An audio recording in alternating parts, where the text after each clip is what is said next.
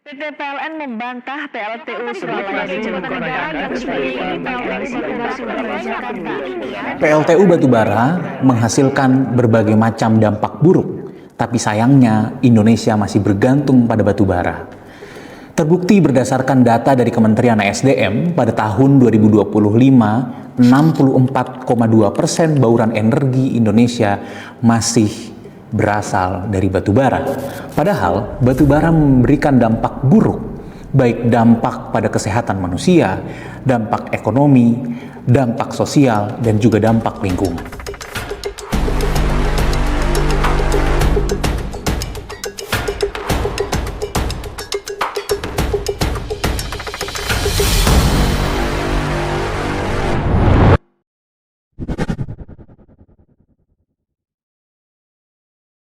Dampak buruk bagi kesehatan manusia dengan adanya PLTU batubara dapat mengakibatkan 156.000 kematian dini.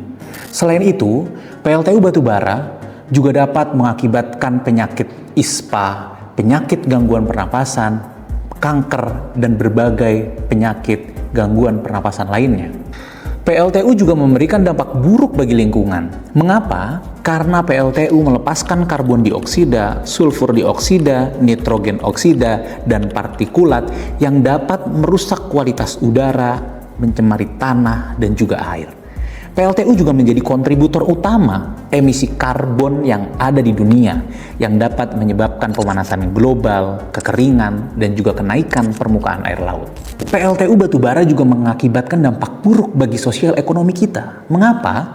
Berdasarkan sebuah studi dari Center for Research on Energy and Clean Air mengungkapkan bahwa pembangkit listrik tenaga uap di sekitar DKI Jakarta saja dapat merugikan negara hingga 14,7 triliun per tahunnya.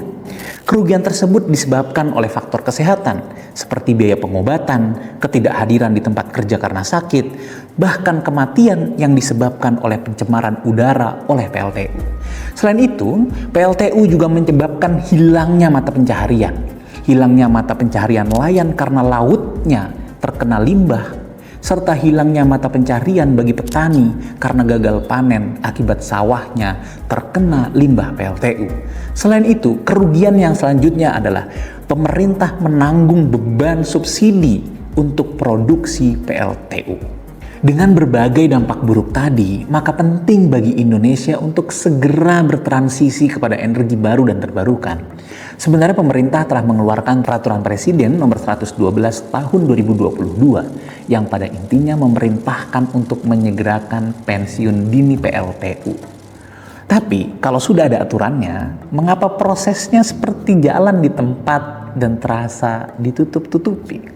Jika banyak sekali dampak negatif dari PLTU, maka mengapa menutup PLTU bukanlah hal yang sederhana? Pertama, karena dominasi pasokan energi listrik kita berasal dari batu bara. Maka untuk menjaga keamanan pasokan, untuk menutup PLTU baru bisa ditutup apabila sudah ada pembangkit energi baru dari energi baru terbarukan dengan kapasitas yang setara. Dan untuk menutup tersebut perlu ada beberapa pembiayaan yang harus dikeluarkan oleh pemerintah.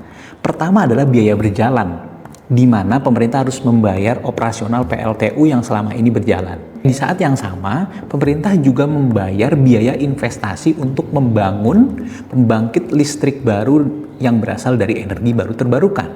Dan di saat yang sama juga, pemerintah perlu untuk membayar biaya untuk menutup PLTU ini. Nah, apa saja biaya-biaya untuk menutup PLTU ini?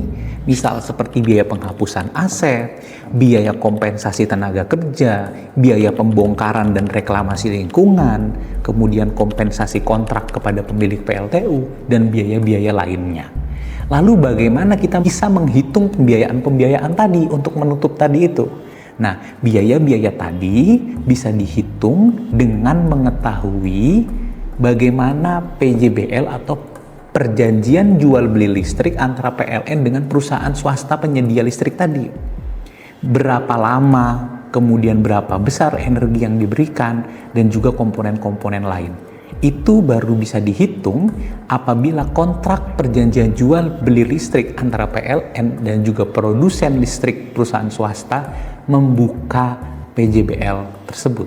Nah, sayangnya PJBL yang dapat dijadikan ukuran untuk menentukan berapa besar biaya untuk menutup PLTU tadi, PJBL-nya ini ditutup oleh PLN. Apa dasar hukum PLN untuk menutup PJBL ini? Yaitu lembar pengujian konsekuensi nomor 1 garing UK garing DIK garing PPID PLN garing 2024. Alasannya PLN adalah karena ini rahasia bisnis. Konsideran mereka mempertimbangkan bahwasanya di pasal 17 huruf B Undang-Undang Keterbukaan Informasi Publik menyatakan bahwasanya HAKI atau hak kekayaan intelektual dan juga informasi yang berkaitan dengan yang dapat menyebabkan persaingan usaha tidak sehat itu dapat ditutup. Oke, mungkin di dalam PJBL itu ada komponen-komponen yang berkaitan dengan HAKI dan juga mempengaruhi proses persaingan usaha tidak sehat. Akan tetapi, informasi-informasi lain yang ada di PJBL yang tidak berkaitan dengan HAKI dan juga tidak mempengaruhi persaingan usaha tidak sehat, itu seharusnya dibuka.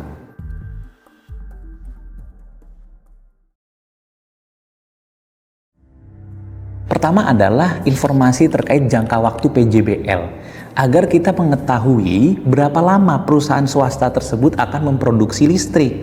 Kemudian informasi kedua adalah terkait hak dan kewajiban penjual dan juga pembeli. Dalam hal ini adalah produsen swasta, penyedia listrik dengan PLN.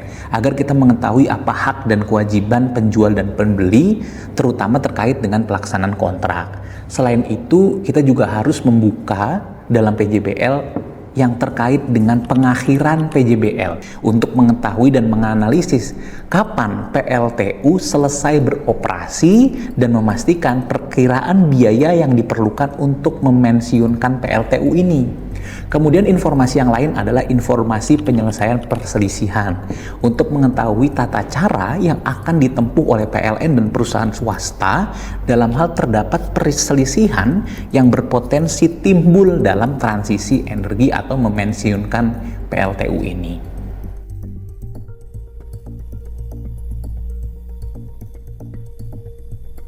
Pemerintah Indonesia sebenarnya telah memberikan tenggat waktu. Pada tahun 2050, seluruh PLTU yang ada di Indonesia harus dipensiunkan.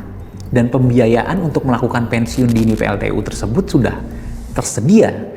Seperti misalnya ada beberapa pembiayaan dari Just Energy Transition Partnership, itu memberikan pembiayaan sebesar 350 triliun untuk melakukan proyek renewable energy di Indonesia. Uangnya ada.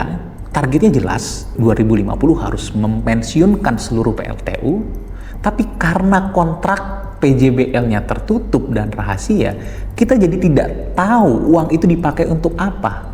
Misal, untuk menutup satu PLTU, kalau biaya realnya hanya 10 triliun, tapi karena kontraknya tertutup, bisa jadi di markup dananya untuk menutup satu PLTU ini menjadi 20 triliun. Itu terjadi karena adanya ketertutupan kontrak PJBL. Sebagai contoh, mantan Menteri Keuangan Sri Mulyani menyatakan bahwa biaya untuk memensiunkan PLTU Cirebon 1 membutuhkan hingga sekitar 20 triliun. Sayangnya, dari mana angka 20 triliun ini muncul? Itu tidak pernah dijelaskan kepada masyarakat. Sebenarnya, biaya untuk memensiunkan PLTU ini seharusnya diambil dari komponen-komponen yang ada dalam PJBL. Dengan menghitung komponen-komponen yang ada pada PJBL tersebut, maka kita akan mendapatkan angka real yang dibutuhkan untuk menutup satu PLTU. Sayangnya, dengan tertutupnya PJBL ini, kita jadi tidak bisa menghitung berapa jumlah real yang dibutuhkan untuk menutup satu PLTU. Dan dengan mengacu kepada PJBL, sebenarnya proses penutupan atau pensiun dini PLTU ini akan menjadi lebih tepat sasaran, adil, dan dapat dipertanggungjawabkan kepada masyarakat karena komponennya terbuka. Bila mana kontrak antara PLN dengan perusahaan penyedia listrik swasta ini tertutup, kita mengkhawatirkan pembiayaan untuk menutup PLTU ini di markup atau dibuat menjadi lebih mahal. Yang seharusnya misal untuk menutup satu PLTU hanya membutuhkan 10 triliun berdasarkan perhitungan komponen-komponen yang ada di PJBL, tapi di markup menjadi 20 triliun. Nah, hal-hal tersebut bisa mengakibatkan biaya yang sudah disediakan untuk melakukan pensiun dini PLTU ini, misalnya yang dari JETP, itu tidak cukup. Nah, kalau dana tersebut tidak cukup, dapat berpotensi beban pembiayaan menutup pensiun dini PLTU ini dibebankan kepada APBN. Atau yang lebih parah, karena uangnya tidak ada, dibebankan kepada kenaikan tarif listrik masyarakat. Itu yang jangan sampai terjadi. Karena pemerintah tidak transparan dalam proses transisi energi ini, saya ingin memberikan contoh. PLTU Cirebon 1 yang sebelumnya direncanakan untuk dipensiunkan pada tahun 2024, tapi pada tahun 2025, pemerintah malah membatalkan pensiun dini terhadap PLTU Cirebon. Hal tersebut dikarenakan pemerintah tidak transparan terhadap kajian teknis menentukan PLTU mana yang akan dipensiunkan. Kemudian kedua, karena pemerintah tidak melibatkan masyarakat untuk mengawasi dan memberikan masukan, akhirnya dampaknya adalah lahirnya sebuah kebijakan yang inkonsisten. Dengan berbagai macam permasalahan tadi, maka kedepannya pemerintah dan juga PLN perlu untuk lebih transparan dalam proses transisi energi ini. Pertama, PT PLN perlu untuk merevisi lembar pengujian konsekuensi informasi nomor 1/UK/DIK/PPID PLN 2024 yang menutup seluruh informasi dalam kontrak yang dimiliki oleh PLN. Kedepannya perlu bagi Kementerian ESDM dan juga PLN untuk merumuskan komponen apa yang ada dalam PJBL yang bisa untuk dibuka atau dipublikasi kepada masyarakat, dan apa yang sekiranya berkenaan dengan haki dan mempengaruhi persaingan usaha tidak sehat yang perlu untuk ditutup. Selain itu, pemerintah perlu untuk membuka seluruh informasi-informasi lain terkait transparansi transisi energi. Mengapa? Karena proses transisi energi berkenaan dengan hajat hidup masyarakat. Apalagi masyarakat yang hidup di sekitar PLTU. Mereka yang sangat amat terdampak, maka mereka juga yang perlu untuk dilibatkan untuk mengawasi dan terlibat dalam proses transisi energi ini.